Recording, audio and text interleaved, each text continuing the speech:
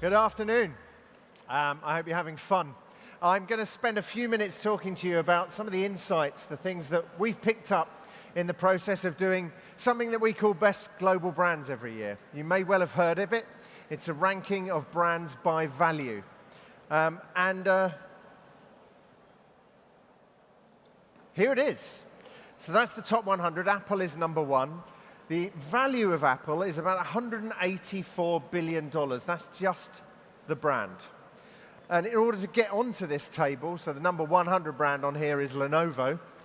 They have a brand value of $4 billion alone. Just to get onto there, you have to have $4 billion of brand value, not business value, brand value. But it's not just the table itself, and I will explain very briefly how we do it. We look at three different things. The first thing is, where do you earn money? So we're looking at your earnings. We use an EVA calculation. For those of you who know anything about finance, that's pretty much the standard way of measuring profitability of companies. So we start with that, and let's say you make $100. Then what we want to know is what proportion of that was down to your brand. Literally, when you make a decision to buy something, how important was the brand in that decision? So if you bought petrol or gas, depending on your preferred term, to put into your car, around about 15% of that decision is driven by the brand. If you bought a Ferrari to put it in, it's about 80%. Everyone will tell you because it's an amazing piece of engineering, but the truth of it, of course, is that you buy it because it says something about you. It represents who you are, what you stand for, and what you want to be. So 15% versus 80%. So out of that $100, if you're a gas company, about $15 are your earnings from your brand. If you're a Ferrari company, then about $80 of the 100 are driven by your brand. Then what we want to know is how far into the future might people continue to buy your products. And this, we use something called brand strength. It's 10 different factors, looking inside and outside your company to determine how strong you are against your competitors. We put those three things together, and out comes your brand value. Quite simply, how do people choose you? How long into the future are they liable to choose you? Loyalty, if you like. And then, of course, the last thing is how much money do you make? And that defines brand value. So now you all understand how to do brand valuation. We can look at some more interesting stuff. The theme of our report this year was Grow, Change, Grow, which really just reflects the world that we are living in. Everything is changing at such a rate that in order to be able to stay ahead, particularly if you're a big company like those businesses on that list, you have to really know what's going on. And you have to have very, very good systems, not just to run the finances of your business, but everything from marketing to operations to whatever else. In order to stay ahead nowadays is really hard. And one of the things you need is a brand. And we'll come on to that later on. These are the top 10 in terms of growing brands. Not surprisingly, that perhaps you might see brands like Facebook and Amazon. Huawei, who I know are here as well. They're our first Chinese brand on the Best Global Brands list. They grew one of the top 10. And Starbucks, for instance, big turnaround, a legacy business, just making coffee, but doing very, very well. And Adidas, first time, I think this year, they actually beat Nike in terms of sales. So some incredible brands that are performing very, very well in terms of top growers. But what can we learn from all of these top 100 brands? Rather than just knowing what the value is, what do we need to understand in order to build successful businesses and brands for the future? Well, these are the four things that I would say any CEO has to have on their agenda. Not necessarily in this order. People, tremendous amount of talk about the importance of culture, and I'm going to dig into that in a moment. Technology, not surprising. If you haven't got it, you probably haven't got a business going forward. Brands, because these are the things that we human beings actually really buy. And growth.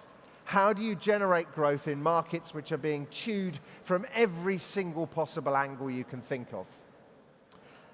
We are at a point of inflection. This is just outside my office in New York on Fifth Avenue, but it's obviously not now. This was 1905. And at that time, everyone thought that the car was a very interesting, quirky little invention. But within 6 or 7 years, pretty much all of the cars had gone from the streets in New York.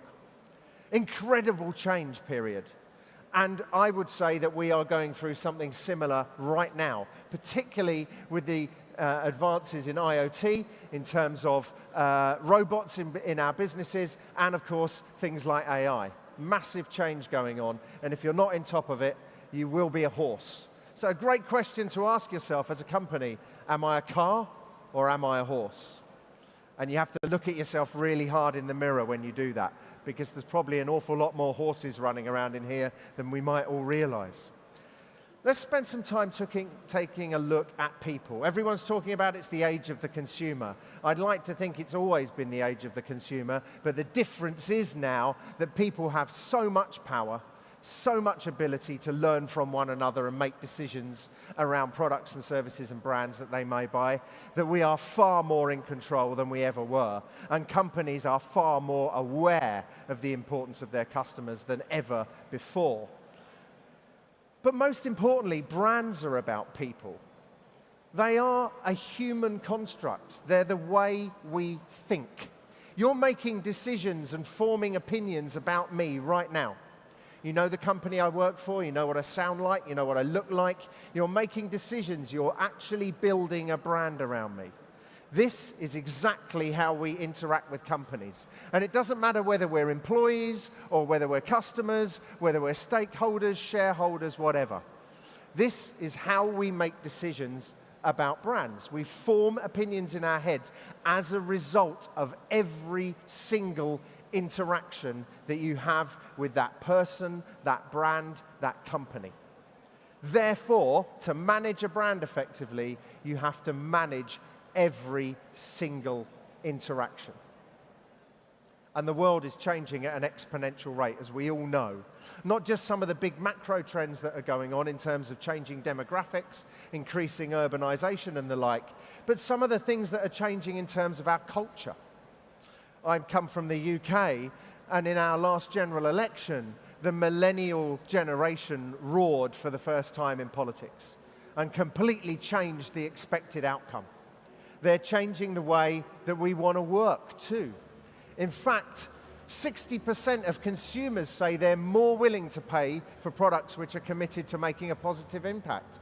84% of executives believe that transformation programs will be so much more successful if there's a clear sense of purpose for the business.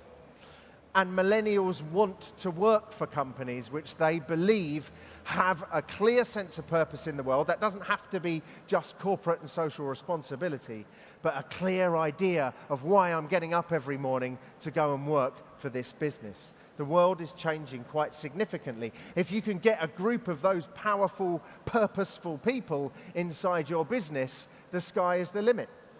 And that's why companies like Google and Facebook and else have an unfair advantage, because they have a massive cohort of millennials who are prepared to do whatever it takes in order to fulfill their purpose. That's why most companies in the world are looking ardently about what their purpose should be. The second thing is technology, of course, which has changed our lives almost beyond recognition. We wouldn't even be here if it wasn't for technology.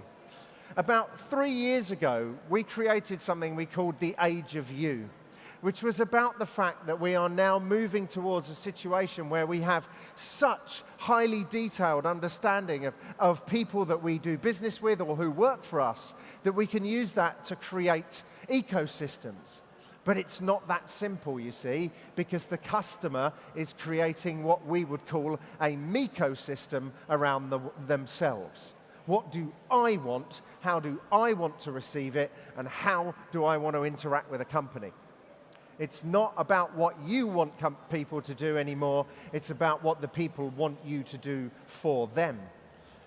And technology, of course, is changing our behaviors incredibly. The figure up the top there, which is, well, not the smallest number, but 17% it says, that relates to the growth of worldwide spending on IoT in the last year. And the entire spending was $800 billion, which is just fractionally less than the value of Apple, that is being spent in the world, last year this is, on Internet of Things. The rate of adoption of home systems like Alexa, etc., 12% up. But on the other side of it, 1 in 5 people want a digital detox. It's doing my brain in. Give me some time offline. And of course, the big thing that everyone's talking about right now is the rise of robotics. This is not new, of course. One of my friends who works in the car industry told me that 20 years ago they had 20,000 people in their plant in the UK. Now they have 35. Not 1,000 people, just 35 people.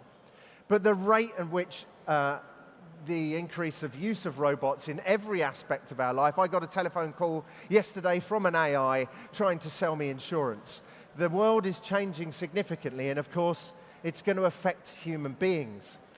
In fact, technology is undoubtedly killing jobs. Even the best estimates that you see of the new jobs that are being created leave an enormous gap between the number of people who will be out of work as a result of it compared to the number of people who will come into work. And of course, it's affecting every single industry, including my own, the marketing services industry. But the belief is only technology can save them. So we have a big job to do to make sure that not only do we build wonderful things, but we build wonderful things that are going to keep people gainfully employed and useful in our society. So where do brands come into all of this, looking through the CEO's agenda again? Well, as I said earlier on, brands are the point where people, technology, and businesses meet. Really simple way of thinking about what they are. They sit at the heart of it all. They're that mechanism by which you make decisions about me and indeed every company that I've talked about so far. And they deliver growth. This is our own Best Global Brands basket of brands, if you like, treated like an index and compared to the growth of NASDAQ, MSCI, S&P. In fact, you can do it against anything and it always comes out on top. I can't give investment advice, but there might be something interesting there for all of you. But the more important thing is that we're living in a world increasingly where I would say that products are at a state of perpetual parity. In other words, there really isn't much difference between them all. Here's a bunch of phones. They all kind of look the same. They all kind of do the same stuff. But it's interesting how important it is what's written on the back in terms of choice, loyalty, profitability, and all of those things that are directly linked to having a powerful brand. I don't need to tell you which one of these phones sells more, makes more money, or indeed has the most desirable brand. But at a product level, it's really tough to stand out. You have to be purposeful. You have to be clear about what you stand for. Even if you make clothing like loads of other companies, or if you make beds like lots of other people, or if you deliver groceries and everything else you can possibly think of, like a lot of other people.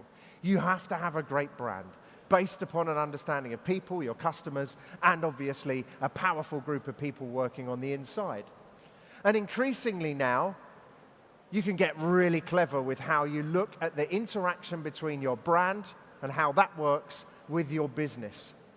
This is an example of a model that we use with many different companies around the world that literally allows them to build very simple strategies to make sure that they're building the strength of their most valuable asset every single day.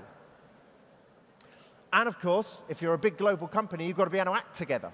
So you've got to have some mechanism whereby people can understand how the brand operates in their market, in their sector of it, whatever they do, and can then act in unison with people around the world. So the ability to be able to share and use the incredible amounts of data that are now available in simple ways is critical to organizations to make sure their brand stays ahead. And if you've got that in place, then you're more likely to be able to respond to the things that are going on around you. Responsiveness is absolutely critical to growth in a changing world. And how you organize yourselves as a marketing or branding company is critical to being able to make sure that you can respond to changes in the market. But above all, you have to make sure that everything you do is human. Because at the end of the day, brands are about people. People buy products, people buy services, but more importantly, they buy brands. Thank you very much.